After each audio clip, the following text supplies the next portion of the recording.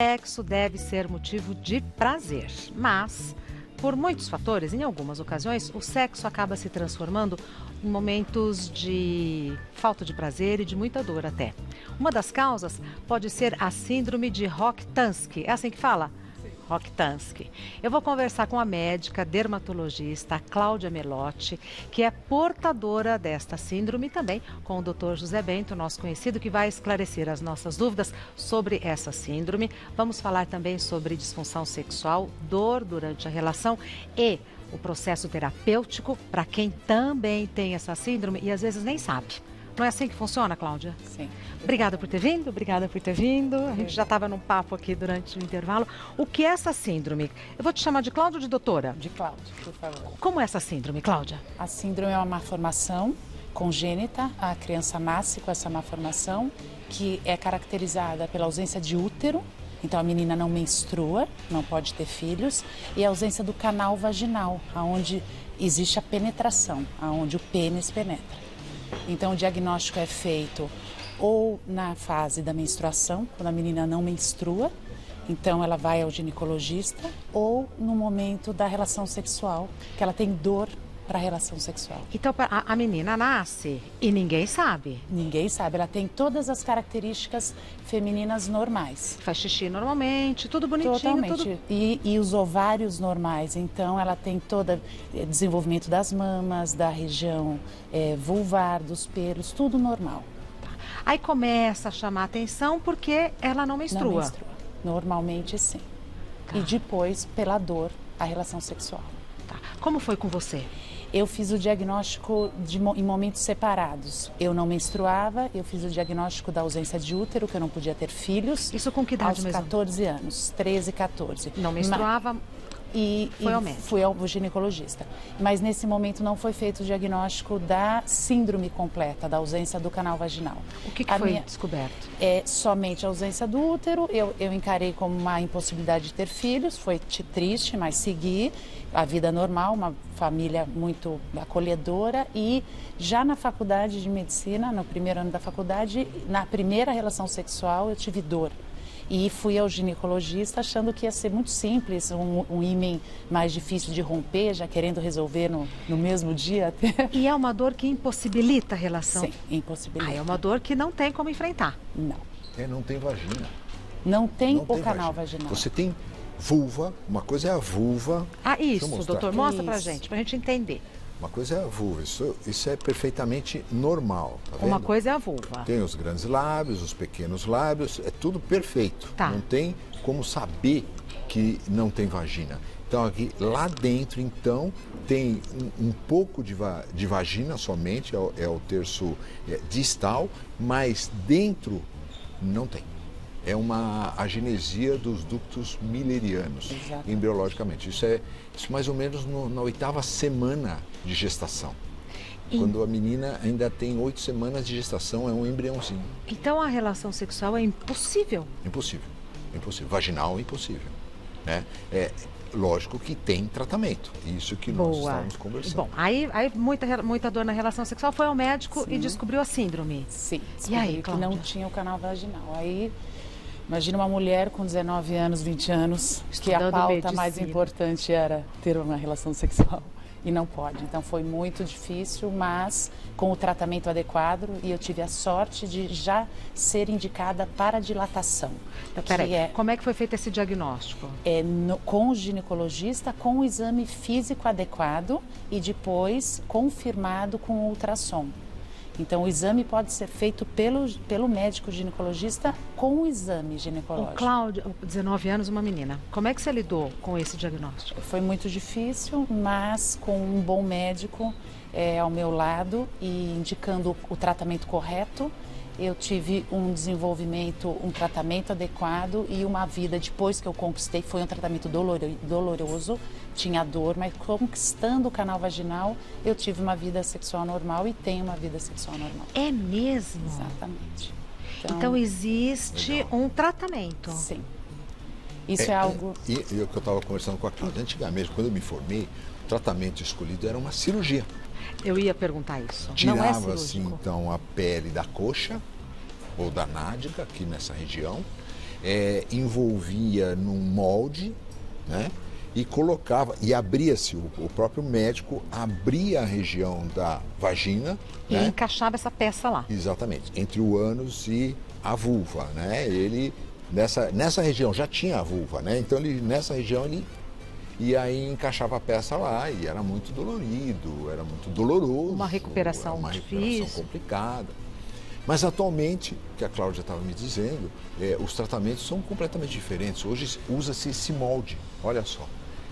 Então hoje não precisa mais de cirurgia. Não precisa mais de cirurgia. Nossa, que evolução, menina. Hoje molde, a primeira indicação é o uso do molde e na falência, por algum motivo, a minoria dos casos, aí sim vai a cirurgia. Mas é muito... quase 100% dos casos é possível com um bom médico, orientando a dilatação, é possível. O que é o molde? Então, o molde é colocado. Você quer explicar, Cláudia? Acho que a Cláudia Deixa eu ver. é tão Sim, mais... Isso é uma coisa interessante. É um plástico. Que os moldes disponíveis... É um plástico. Comercialmente no Brasil são moldes para vaginismo. São aqueles moldes, são moldes mais flexíveis, que é para essa dor que vai ser dita, que é vaginismo, que não é ausência do canal vaginal. Que é dor na relação sexual. Exatamente, que é usado. É esse aqui. O Dr. José Bento vai descrever. Mas esse molde, para fazer a dilatação, não é eficaz, porque você percebe como ele é. Exatamente. Ele é muito flexível. Precisa de um necessário material molde, mais rígido. E esse molde ainda não existe comercialmente no Brasil. Então, esse molde é feito numa impressora 3D, gentilmente pela faculdade, pela Unifesp, e o Instituto Rock disponibiliza esse molde para os médicos orientarem as pacientes a serem tratadas, porque também o molde tem que ser colocado num ângulo correto para ser feito a construção do canal vaginal corretamente, para não ser feito num ângulo incorreto, tocando o reto, tocando outras estruturas. Então, é um tratamento que é simples, vamos dizer assim, mas deve ser orientado. Simples e delicado. Exato, mas muito sério e deve ser indicado e seguido pelo médico ginecologista. Cláudia, esse molde a mulher introduz? Ela introduz. Isso. A gente está trabalhando também, desenvolvendo lubrificantes com anestésicos para ter um maior conforto nessa dilatação.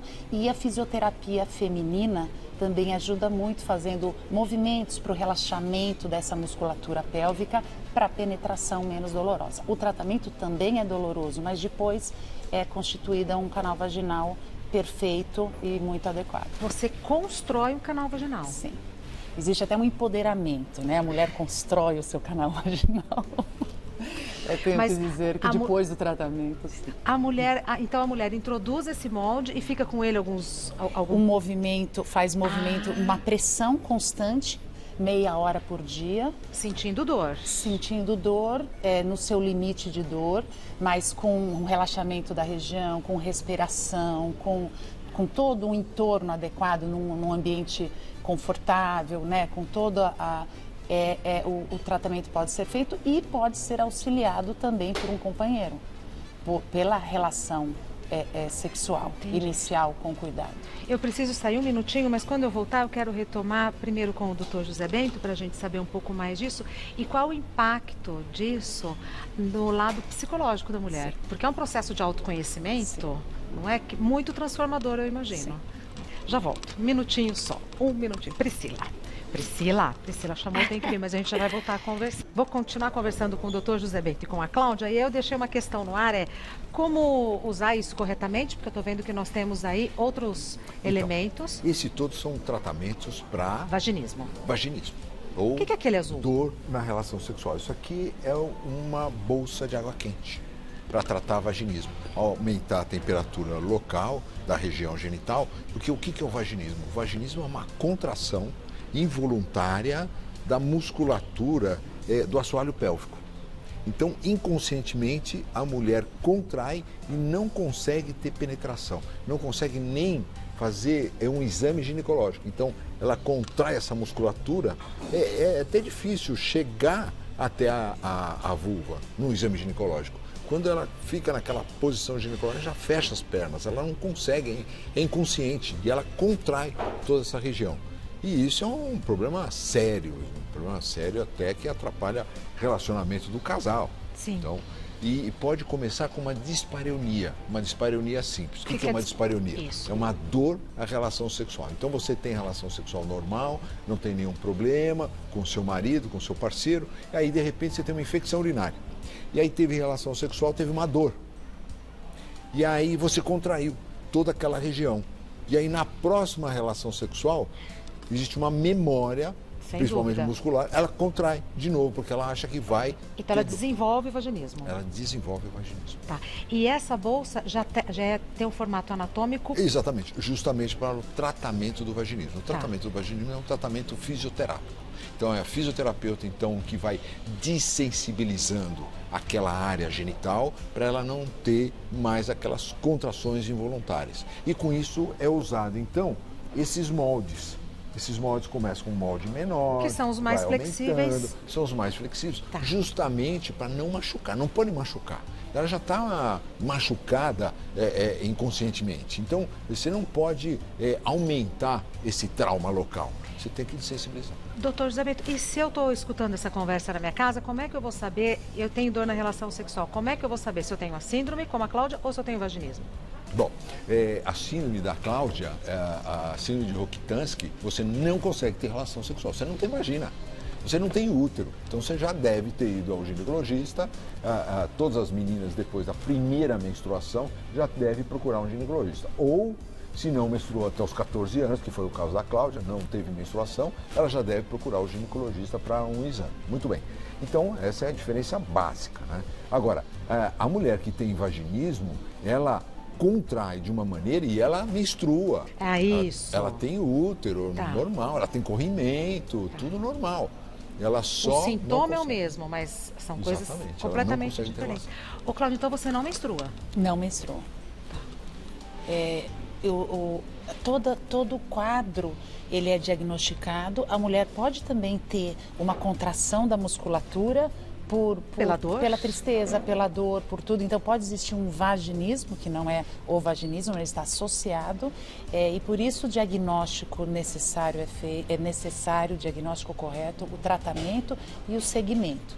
E o Instituto ROC, que é um instituto que eu represento, nasceu recentemente há 6 meses para trazer informação e acolher essas meninas. Então, construir uma rede de médicos ginecologistas que conheçam a síndrome, o diagnóstico correto, o tratamento correto, porque temos histórias tristes por esse Brasil de não diagnóstico. E eu imagino também uma rede de apoio, né, Cláudia? Exatamente. Porque como é que essas meninas chegam lá? Agora com essa força da rede social, muitas meninas digitando, eu não consigo, eu não menstruo, eu tenho dor na relação sexual, elas chegam no Instituto ROC. Então a gente está tendo contato com meninas que também não têm a síndrome, mas têm dificuldade na relação sexual, encaminhando a um ginecologista ou outras malformações do canal vaginal que não necessariamente a síndrome. Tá. E eu também deixei uma outra questão no ar que me parece muito importante, que é esse trabalho, esse processo, melhor dizendo, de autoconhecimento, né? Como é que foi isso para você, Cláudia? Sim, isso é muito importante. É um choque para a mulher, né? Mexe com o feminino, a importância de um trabalho terapêutico, que o Instituto ROC tem uma rede de psicólogas e agora podemos fazer as terapias online. Então a gente está atendendo meninas do Brasil inteiro em grupos terapêuticos. E isso ajuda muito, porque uma cabeça saudável, você consegue realizar um tratamento adequado e conquistar uma vida sexual adequada, porque o Dr. José Bento pode explicar muito bem, é muito necessário para uma vida sexual saudável, uma cabeça saudável.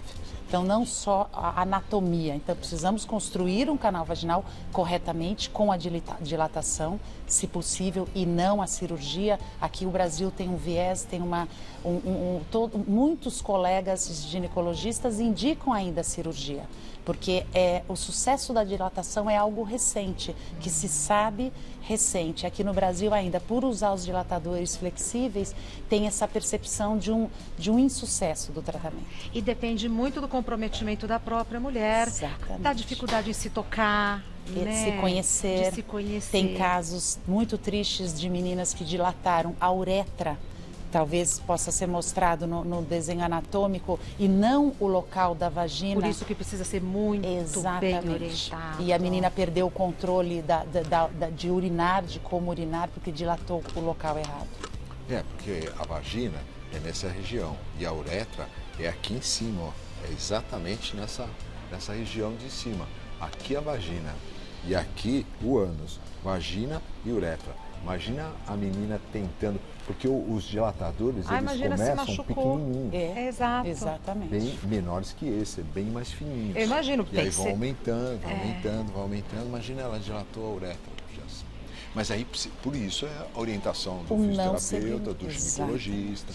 Aí a importância do segmento com o ginecologista, conhecedor da síndrome, e o fisioterapeuta feminino, que ajuda muito também. Eu vou dar o contato do Instituto Rock, que é esse instituto que a Cláudia... Parabéns, hein? Muito 6 meses, em plena pandemia. Sim, nossa, em plena pandemia. Guerreiríssima. institutorrock.org.br. Instituto Normal. Rock é R-O-K-I. Instituto Rock, que é a abreviatura da síndrome, que é... Rokitansky. Então, é institutorrock.org.br. O Instagram do Dr. José Bento, que é nosso colega, médico ginecologista, o site é drjosebento.com.br. O Instagram é @josebento. E você quer dar algum outro Instagram? O nosso Instagram, Instituto Rock, e o site que já foi dado, estamos à disposição para todas as meninas, e o trabalho cresce com várias frentes ainda. Meninas, mães, avós. Sim, temos trabalhos terapêuticos com as mães, exatamente. Porque eu imagino que a família tenha que se tratar. Exatamente, os parceiros, as parceiras. Então, no Instagram é Instituto Rock. Sim, e o site institutorrock.org.br. Muito obrigada. Poxa, parabéns, viu, Cláudia? Parabéns. Muito bacana do seu Muito trabalho. obrigada Eu não a você. conhecia, porque conhecendo agora é fantástico, isso mesmo. Parabéns. Muito obrigada. O trabalho e a franqueza. Franqueza, Sim. exato. Né, Muito de bacana. contar, compartilhar a sua história. Se mostrar, colocar à luz a síndrome de Rokitansky, que é conhecida até como síndrome invisível invisible syndrome em vários países, porque a mulher se esconde. Eu vivi minha vida sem compartilhar essa história e decidi, quando eu falei, as meninas precisam de ajuda, e o Instituto Rock nasceu com as duas parceiras, Luciana e Isabela. Ai, linda! E o trabalho está seguindo muito bem. Porque você pode, né, ficar sozinha com a sua dor e ninguém vai saber. Você vai sofrer calada a vida inteira. Exatamente. Então, a informação, a luz é importante para o diagnóstico, para o tratamento e o segmento. E não só da mulher com Rokitansky, né? Eu acho que todas as mulheres que têm dificuldades na relação sexual é muito importante. A avaliação médica e o segmento médico. Meus queridos, muito obrigada. Obrigado. Muito obrigada. Estou muito bem acompanhada. Até breve, qualquer coisa, nos encontramos de novo e até breve. E continuo muito bem acompanhada. Renatinha.